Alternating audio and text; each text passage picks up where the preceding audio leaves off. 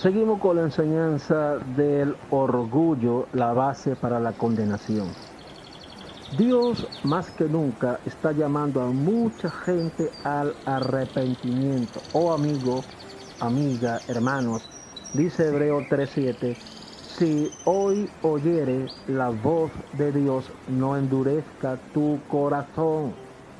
Si tú oyes la voz de Dios como este mensaje, no se endurezcas más, aparte el orgullo y acepta a Jesucristo. Dice Romanos 2, 4 y 5, o menospreciáis las riquezas de su benignidad, paciencia y longanimidad, ignorando que su benignidad te guía al arrepentimiento, pero por tu dureza y por tu corazón no arrepentido, atesoras para ti mismo ira para el día de la ira y de la revelación del justo juicio de Dios. Está claro, amigo y amiga. Ahí dice que no podemos despreciar la benignidad y paciencia de Dios, la longanimidad de Dios, no la podemos ignorar. Pero claro, ahí también dice que por la dureza del corazón no arrepentido, atesora ira. El orgullo lo que hace es atesorar ira. Toda persona orgullosa atesora ira. Oh amigo, si el Señor dice que nos arrepintamos, es porque podemos arrepentirnos. Yo sé que a la mayoría se les hace difícil arrepentirse. No se les hace nada fácil aceptar a Cristo. Se les hace difícil dejar lo que les gusta hacer, porque están adictos. Y sabemos que la adicción no se quita del corazón de un día para otro. Sabemos que se necesita de esfuerzo y sacrificio para dejar aquello que usted sabe que le gusta, pero le está perjudicando. Le está haciendo mal, causando mal a usted y a su familia. Así como tiene fuerza para el mal, téngala para el bien, decídase. La Biblia dice en Romanos 12:21, no seas vencido de lo malo, sino vence con el bien el mal. Si el mal te ha vencido hasta ahora, porque te domina ese vicio, te domina ese placer que te está arruinando y acabando la vida y que te llevará quizá al suicidio, al homicidio, o al hospital o al cementerio, entonces déjalo, comienza a dejarlo. Cristo te ayudará a vencerlo. La Biblia dice que todo lo podemos en Cristo que nos fortalece. Da el primer paso, amigo, que Cristo te ayudará con el resto para siempre. Dios se lo dijo a Moisés, descálzate, quita tu calzado de tus pies.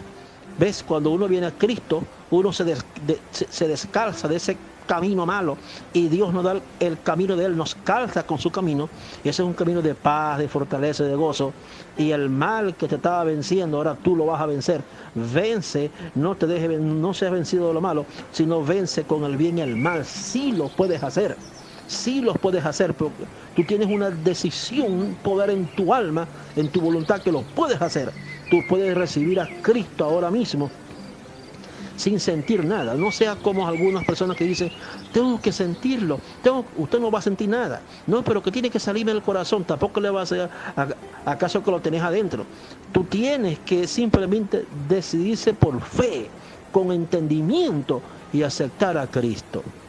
La Biblia menciona de personas que eran adictas a pecados horrendos y a vicios. El Señor les dijo a los fariseos, a los saduceos, a los escribas, a todos esos líderes hipócritas que se creían santos y estaban más perdidos que quién sabe. Cristo les decía a estos líderes que las rameras, los publicanos, los borrachos, iban al reino de los cielos, y ellos, que no tenían ningún vicio, iban al infierno. Esos líderes tenían un vicio peor que las drogas, peor que el ramerismo, peor que ser cleptómano, ladrón, peor que el alcohol, peor que el cigarro, peor que la delincuencia, peor que el hurto, peor que el asesinato. El vicio que tenían estas plagas de líderes era que se creían santos, siendo los reyes en el pecado. Se creían limpios siendo sucios. Cristo le decía plato sucio, le decía vaso sucio en Mateo 23. Se creían consagrados siendo profanos e inmundos. Y la gran mayoría de ellos, por su orgullo, nunca se arrepintieron y están en el infierno. En Mateo 21, 28 al 32 dice: pero, ¿qué os parece? Un hombre tenía 2 hijos, y acercándose al primero le dijo: hijo, ve hoy a trabajar en mi viña. Respondiendo él le dijo: no quiero. Pero después, arrepentido, fue. Acercándose al otro le dijo de la misma manera, y respondiendo él le dijo: sí, Señor, voy. Y no fue. Cristo le hace una pregunta a los fariseos: ¿cuál de los 2 hizo la voluntad de su padre? Dijeron ellos, los líderes religiosos: el primero. Jesús les dijo: de cierto os digo que los publicanos y las rameras van delante de vosotros al reino de Dios, porque vino a vosotros Juan en camino de justicia y no le creísteis, pero los publicanos y las rameras le creyeron, y vosotros, viendo esto, no os arrepentisteis después para creerle. Porque estos líderes no le creyeron. ¿Por qué no le creyeron a Juan el Bautista? Por su orgullo. ¿Sabe usted que era un publicano? Porque en Lucas 3, 2 al 13 dice: vinieron también unos publicanos para ser bautizados. Y le dijeron: maestro, ¿qué haremos? Esto es con Juan el Bautista. Él les dijo: no exijáis más de lo que está ordenado. No exijáis más de lo que está ordenado. Aquello fue una bomba para los publicanos. Le dio en la tecla, en el corazón del vicio, en el corazón de la adicción. Pero se humillaron, se arrepintieron, aceptaron al Mesías, aunque se bautizaron con Juan. Si creyeron en Juan, posteriormente creyeron en el Mesías, porque Cristo fue acusado de comer con publicanos, dice Mateo 9:11. Cuando vieron esto, los fariseos dijeron a los discípulos: ¿por qué come vuestro maestro con publicanos y pecadores? Bueno, fue allí en el versículo 12 que Cristo sacó la famosa frase: los sanos no necesitan de médicos sino los enfermos.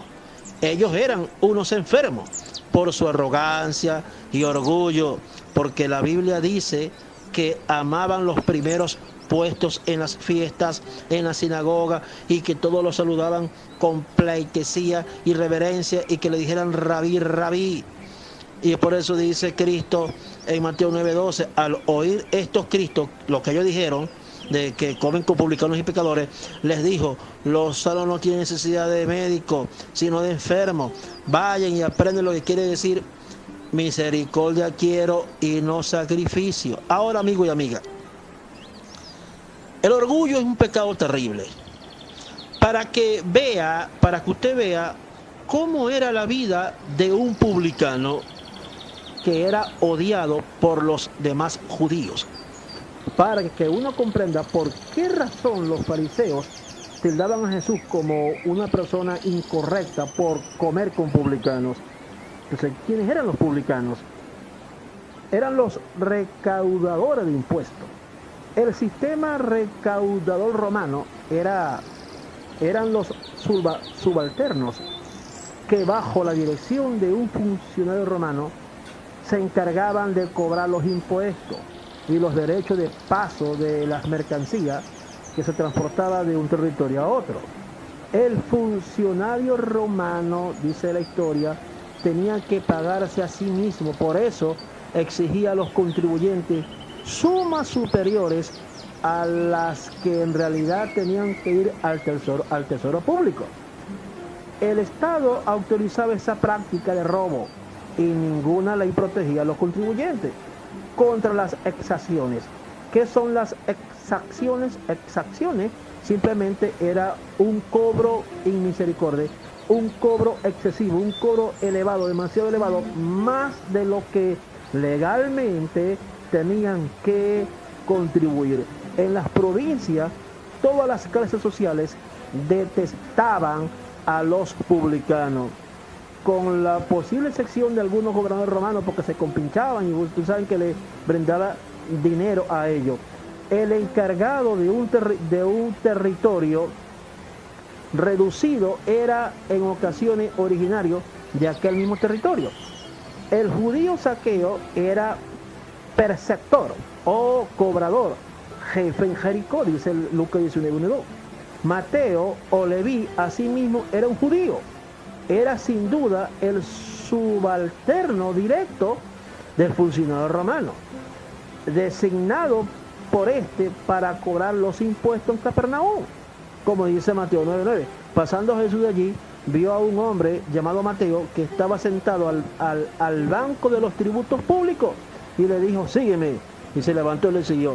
Cuando dice que estaba sentado al banco es porque era uno de los principales jefes. Los judíos no podían admitir que uno de los suyos actuara como un agente de los romanos, cobrando impuestos para un gobierno gentil. Condenaban asimismo a cualquier judío que se hiciera cobrador general o cuenta de una ciudad particular. El publicano judío quedaba excluido de la sociedad de sus compatriotas. Sus amigos corrían la misma suerte. Jesús fue acusado de comer con los publicanos y pecadores.